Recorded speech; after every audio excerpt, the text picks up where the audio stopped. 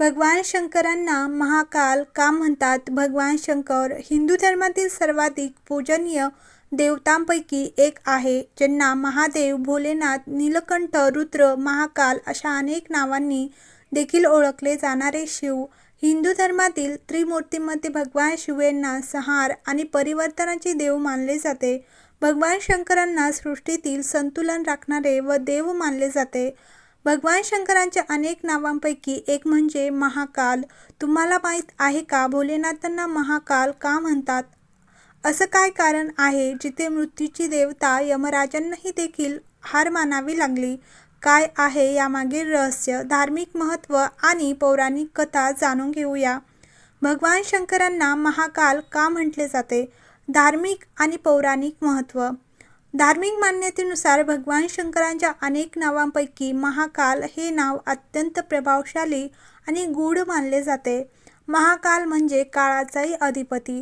हिंदू धर्मग्रंथानुसार काळ म्हणजे वेळ, जन्म, मृत्यू आणि संपूर्ण सृष्टीच्या चक्रावर ज्यांचे नियंत्रण आहे ते भगवान शिव, म्हणूनच त्यांना महाकाल ह्या नावाने ओळखले जाते. धर्मग्रंथात म्हटल्याप्रमाणे महाकाल ह्या शब्दाचा अर्थ म्हणजे महा म्हणजे महान आणि काल म्हणजे वेळ, मृत्यू आणि संहार. त्यामुळे महाकाल म्हणजे काळालाही नियंत्रित करणारे परमेश्वर, ज्यांच्या आधीन काळसुद्धा आहे असे एकमेव देव म्हणजे भगवान शंकर, जिथे मृत्यू देवता यमराजालाही माघार घ्यावी लागते. शिवपुराणात महाकाल संबंधित एक अतिशय आश्चर्यकारक कथा वर्णन केलेली आहे. ही कथा सांगते की जेव्हा आपल्या खऱ्या भक्ताच्या रक्षणाचा प्रश्न येतो तेव्हा मृत्यू देवता यमराजालाही माघार घ्यावी लागते. पौराणिक कथेनुसार ऋषी मृकुंडू आणि त्यांची पत्नी मरुद्वती यांना मूलबाळ नव्हते. त्यांनी भगवान शिवासाठी कठोर तपश्चर्या केली. त्यांच्या तपश्चर्येवर प्रसन्न होऊन भगवान शिवाने त्यांना एक सद्गुणी पुत्र दिला, परंतु त्याचे वय केवळ 16 वर्ष निश्चित करण्यात आले. त्या मुलाचे नाव होते मार्कंडेय. मार्कंडेय जसा जसा मोठा झाला तसतशी त्यांच्या आईवडिलांची काळजी वाढत गेली. जेव्हा मार्कंडेयाला त्याच्या तरुण वयाची माहिती मिळाली तेव्हा त्याने न घाबरता भगवान शिव भक्तीचा मार्ग निवडला. महामृत्युंजय मंत्राचा अखंड जप. पुढे मार्कंडेयाने समुद्रकिनारी शिवलिंगाची स्थापना केली आणि रात्रंदिवस भगवान शंकराच्या उपासनेत तल्लीन झाले. भगवान शिवांना प्रसन्न करण्यासाठी त्यांनी महामृत्युंजय मंत्राची रचना केली आणि त्याचा सतत जप सुरू केला. वयाची 16 वर्ष पूर्ण करण्याचा दिवस आला तेव्हा त्यांनी पूर्ण भक्तिभावाने शिवलिंगाला चिटकून मंत्रजप सुरूच ठेवला. त्याला आपल्या मृत्यूची अजिबात भीती नव्हती, कारण त्याचे मन शिवभक्तीत पूर्णपणे बुडलेले होते. जेव्हा यमराजांनाही भगवान शंकरांचा कोप सहन करावा लागला. ठरलेल्या वेळी यमराजाचे दूत बालक मार्कंडेयाचा प्राण घेण्यासाठी आले. मुलाची भक्ती आणि महामृत्युंजय मंत्राच्या प्रभावामुळे त्याच्याजवळ जाण्याचे धाडस कोणीही दूत करू शकला नाही.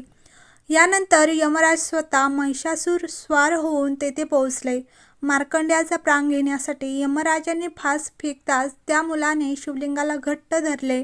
यमराजाच्या ह्या कृतीमुळे भगवान शिव अत्यंत क्रोधित झाले आणि लगेचच शिवलिंगातून प्रगट झाले. त्यावेळी भगवान शंकराचे रूप अत्यंत राक्षसी होते.